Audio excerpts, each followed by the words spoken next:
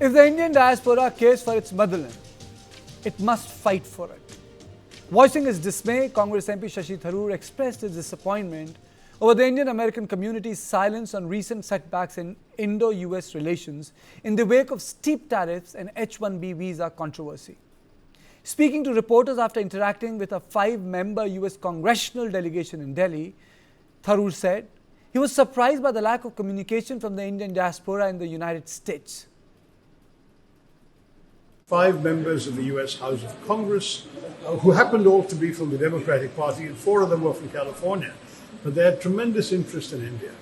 I think the most important message that came out from them was that a lot of American opinion, including in the US Congress, is still very strongly committed to the Indian relationship, to the strategic partnership, that India is valued and that they remain determined to strengthen that relationship despite the recent setbacks that we are all familiar with, the H-1B visa setback, the 50% tariff setback, the sanctions on the Chabahar port, and various other things which have made life a bit difficult in the Indo-US relationship currently.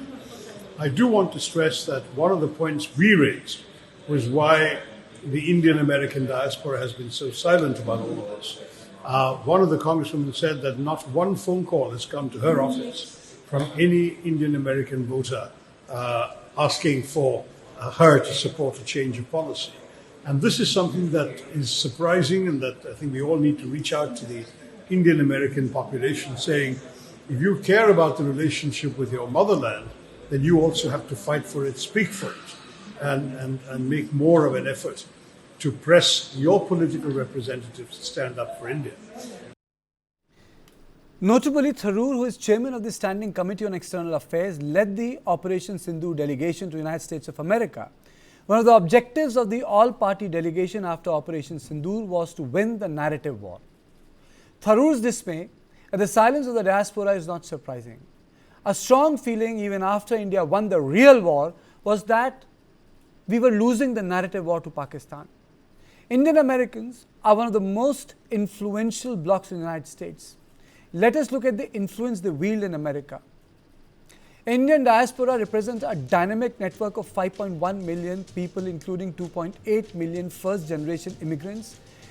Indians are the second largest foreign-born group in US after Mexicans, accounting for 6% of all 47.8 million foreign-born residents as of 2023. They enjoy enormous economic clout. 16 of the Fortune 500 companies are currently led by chief executives of the Indian origin. Indians make 25% of the international students in the US universities. Around 60% of all US hotels are owned by Indian diaspora, driving $700 billion in hospitality revenue. The median income of the Indian diaspora is more than double that of the US and overall foreign-born populations. When India executed Operation Sindoor, its military objectives were clear and were achieved with precision. Yet the global media narrative didn't reflect it accurately. Despite suffering heavier casualties, Pakistan wasn't called out by the international outlets. In the 2024 US elections, Trump secured the highest ever share of Indian American votes for a Republican candidate. Microsoft's Satya Nadella, Alphabet's Sundar Pichai, IBM's Arvind Krishna, and Adobe's Shantanu Narayan were all born in India and have good proximity to the Trump administration. Still, Indian Americans tend to be relatively less vocal in protesting or raising their voices on India-centric issues. And it stands in stark contrast to the diaspora politics around Palestine, the way it has galvanized public opinion. So how can Indian diaspora leverage its influence on India-centric issues? When Palestinian issue can be leveraged so strongly, universities came to standstill in America. Where do we fall short? On this, I am joined by Jen Dasgupta, former ambassador, and Xavier Rodriguez, founder and editor-in-chief, Goa Chronicle. Let me straight away go to Ambassador Dasgupta. Ambassador Dasgupta, where do we fall short? Palestinian diaspora, or the diaspora which associates with the Palestinian issue, cutting across nationality, can bring halt to American cities, stop the curriculum activity in universities, but we are rich, strong, progressive, almost like what Parsis are to India, contribute so beautifully to the American economy, but our narrative falls short, and what Shashi said in his bite was so prescient. I think there is a distinction between what the Palestinian situation is and what we have been facing since President Trump came to power. So that in the case of the Palestinians, of course, I won't venture into making a big statement, but it is a question of, I think, a huge humanitarian crisis, bordering on genocide, children getting starved to death, etc., etc. So I would differentiate it from the trade aspects of President Trump's actions, three of them. One is the tariffs, 25 and 25%. The second is the Chabahar port withdrawal of the waiver. And the third one is the most recent one of 100,000 visa fees for H-1B visas. So I think that is the difference. The second point I wanted to make is that Indians, I think by nature, I would say, they are not in the habit, especially when they go abroad, of protesting very vociferously or very robustly against the government. That is something which I think is something which has been noticed in other countries as well, including in the UK and in other European countries. The third point is that Indians are now getting more and more representatives in the House of Representatives. There are 6 of them now in a house of, I think, about 435 or 437. So it is growing in numbers.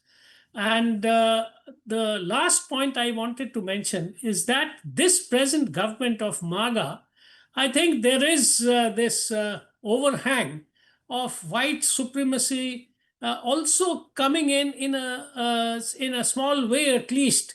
So Indians perhaps are slightly hesitant to come out and attack or criticize or voice their concerns about President Trump's actions, because they can be subjected to a certain amount of ridicule or action from the MAGA right. Okay, Savio, your opening comments, and then I'm going to go into certain specific issues. Savio, how do we, I know you are the master on this issue of narratives. How do we deal with this? You know, one is the issue of pressure group. Fine, it's a contested field, but we are there at such influential places. We are failing to set a narrative in place. I mean to say, there's something which the community can do for Bharat. Well, the Indian diaspora, particularly the diaspora in the US, is a very powerful diaspora, but its powers are limited within trade and economics and social and cultural structures. They are not very assertive, or rather very aggressive, as far as political lobbying is concerned. If at all there is lobbying that's going on, or any sort of advocacy going on, that's predominantly within the trade space. And if you see the reaction to some of the Indian diasporas and leaders from there within associations and think tank during the trade conflict that happened with the US over the last couple of weeks, you will realize that they were more leaning towards Trump and Trump's intent, rather than trying to understand the entire situation from an India point of view. So they don't have a political or a religious cause to lobby as much as the radical Islamists do. And let's also be brutally honest about that. Radical Islamists or Islamic radicals, whichever way you want to call it, in the US does have a very strong pressure group. They do control certain aspects of the narrative. That has happened ever since they started to feel victimized, and a whole lot of immigration of Islamic radicals happened to the US, which is why in the Palestine conflict, which is why I disagree with the former ambassador, is primarily with regards to Gaza moving to a tipping point of genocide.